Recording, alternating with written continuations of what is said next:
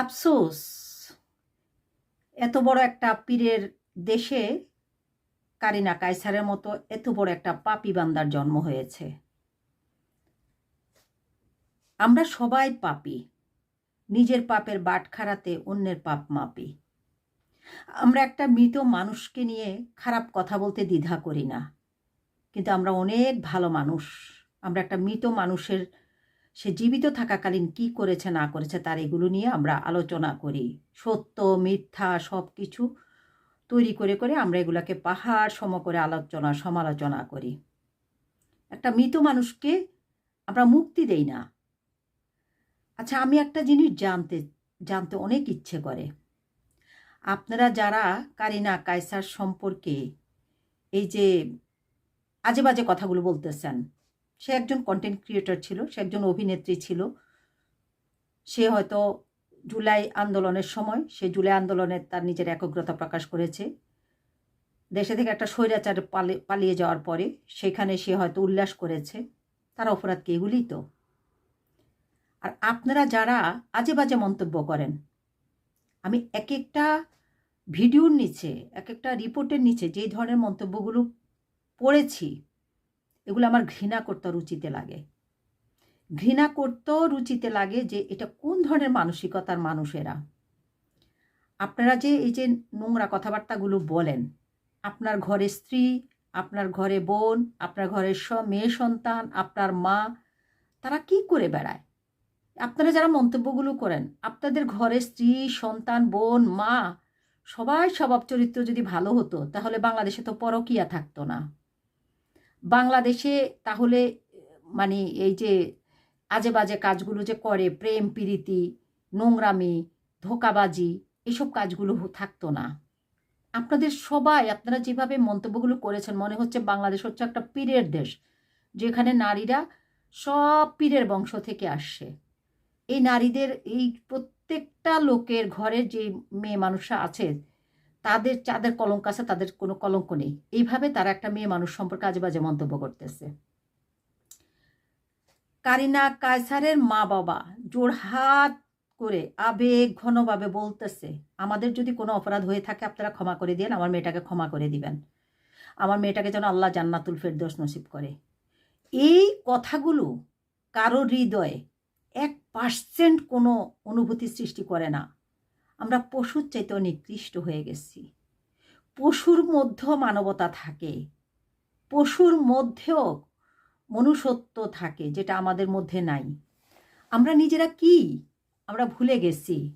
আমরা আমরা আমাদের যদি এত নৈতিকতা থাকতো, তাহলে বাংলাদেশ এত খুন খারাপি, এত রাহাজানি, প্রেম প্রীতি, পরকিয়া, এরকম মানে আজে বাজে কাজ, লুচ্চামি, বদমাশি এগুলো হতো না। কিন্তু কারিনা কায়েস হচ্ছে সবচেয়ে গুণাগারী বান্দা বাংলাদেশে। বেচারার জন্য আফসোস হয়। 31 বছর বয়সে একটা মেয়ে মারা গেছে পৃথিবী, যখন তার লাইফের সে স্বপ্ন তৈরি করবে, তার লাইফের সুন্দর দিনগুলোর জন্য সে একটা মানে একটা পরিকল্পিত লাইফ তৈরি করবে, তার ডেস্টিনেশনে যাবে, ঠিক তখনই মেয়েটা দুনিয়ার মায়া মমতা ত্যাগ করে চলে গেছে ওপারে। আমরা তার জন্য দোয়া করি, আল্লাহ তার ভুল ত্রুটিগুলো ক্ষমা করে তাকে জান্নাতবাসী করুক। একজন মুসলিম হিসাবে এটা তো সে ডিজার্ভ করে। কিন্তু আমরা এত জঘন্য, এত নিকৃষ্ট, এত নিচু মানের কীট, এত নিচু মানের মানসিকতা আমাদের মধ্যে বাস করতেছে।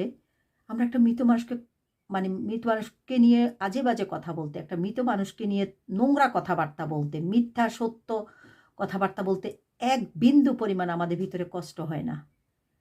একটা মা বাবা তার সন্তানকে এরকম একটা 31 বছর বয়সের একটা যুবতী মেয়েকে হারিয়ে তারা প্রায় পাগল। আর সেইখানে আমরা কিভাবে তাদেরকে আঘাত করে করে কথাগুলো বলি। আর তোমরা কি খোদা?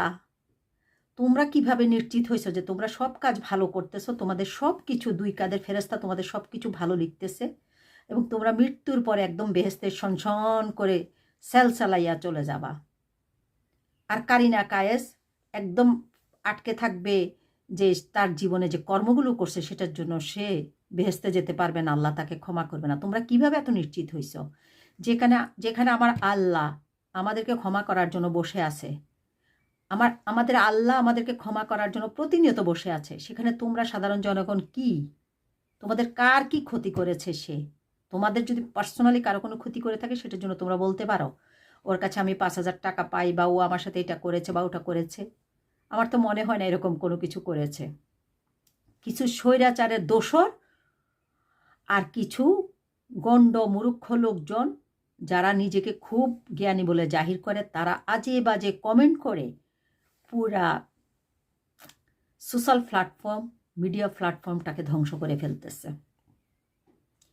মনে হয় যেন কারিনা কায়েস একাই জুলাই আন্দোলনে যোগ দিয়েছিল, সে একাই স্বৈরাচার পতনের পরে উল্লাস করেছিল, সে একাই কন্টেন্ট ক্রিয়েটর, সে একাই নাটক করত। এই জন্য সে এত বড় পীরের দেশে, এত বড় পীর জনগণের ভিতরে ও পাপী। আরে মানুষ, তোরা মানুষ হবি কবে? মানুষের পেট থেকে জন্ম নিলে, মানব সমাজে বাস করলে মানুষ হয় না। মানুষ হয় এই বিবেক থেকে। মানুষ হবে তোমার এই মেধা থেকে, বিবেক থেকে। তোমার বিবেকে তুমি কতটুকু মানুষ। তো তুমি যদি নিজের বিবেক দিয়া মানুষ হিসাবে নিজেকে পরিচয় দান করতে না পারো সমাজে, সোসাইটিতে, মানব সমাজে, তাহলে তুমি কুকুরের চাইতে অধম। তোমরা যারা একটা মেয়েকে নিয়ে এইভাবে জঘন্য, এভাবে বিকৃতভাবে তাদের মা বাবার ভিতরে আঘাতে আঘাতে ধ্বংস করে ফেলতেছ, আজে বাজে কমেন্ট করে, আজে বাজে উদ্দেশ্য প্রণোদিতভাবে আজে বাজে কথা লিখে লিখে, আজে বাজে মন্তব্য করে করে, তোমাদের লজ্জা করে না? তোমরা মরবা না দুনিয়া থেকে? আল্লাহ কি তোমাদেরকে সারা জীবনের জন্য দুনিয়াতে নিয়ে আসছে? তোমরা আজীবনের জন্য পৃথিবীতে থাকবা, তোমাদের কোনো মৃত্যু হবে না। শুধু কারিনা কায়সারেরই মৃত্যু হয়েছে। লজ্জা করা উচিত, শরম করা উচিত, নিজের মনুষ্যত্ব দিয়ে বিবেচনা করা উচিত। তোমার মা যদি ভালো হতো, তোমাকে একটা মনুষ্যত্ব সন্তান জন্ম দিত। তোমার বোন যদি ভালো হতো, তুমি একটা মনুষ্যত্ব নিয়ে দুনিয়াতে ভাই হয়ে থাকতে। তোমার স্ত্রী যদি ভালো হতো, তুমি একটা মনুষ্যত্ব নিয়ে দুনিয়াতে পুরুষ হয়ে দুনিয়াতে বাঁচতে। তোমার সন্তান, মেয়ে সন্তান যদি ভালো হতো, তুমি একটা মনুষ্যত্ব নিয়ে দুনিয়াতে একজন ভালো পিতা বা ভালো মাতা হয়ে থাকতে। না হলে তুমি একজন নারীকে, একটা মেয়েকে কিভাবে অসম্মান করে একবার ভাবো না? সে তো আমার বোন হতে পারতো, সে তো আমার মেয়ে হতে পারতো। লজ্জা করে না? একটা উঠতি বয়সের মেয়ে দুনিয়া থেকে মা বাবার সামনে থেকে চলে গেল, ধাম ধাম করে অল্প সময়ের মধ্যে সে চিরবিদায় নিয়ে চলে গেল। একটা হাসি খুশি, এত সুন্দর একটা মেয়ে। আমরা তার জন্য দোয়া করা উচিত আল্লাহর কাছে। মৃত্যু কখনো বলে কয়ে আসে না। আজকে সে মারা গিয়েছে, কালকে আমি মারা যেতে পারি। মৃত্যুর কোনো টাইম নেই। মা বাবার সামনে এরকম একটা মেয়ে মারা গেছে। আমরা আফসোস করা উচিত, তওবা করা উচিত, আল্লাহ আমাদেরকে ক্ষমা করুন। সেটা না করে আমরা যেভাবে আলোচনা সমালোচনার মধ্যে নেমে পড়েছি, আল্লাহ আমাদের মধ্যে মনুষ্যত্ব দান করুক। তোমরা যারা অমানুষের মতো এগুলো করতেছ, আল্লাহ তোমাদেরকে হেদায়েত দান করুক। আসলে অন্ধের দেশে আয়না বিক্রি করে লাভ নেই।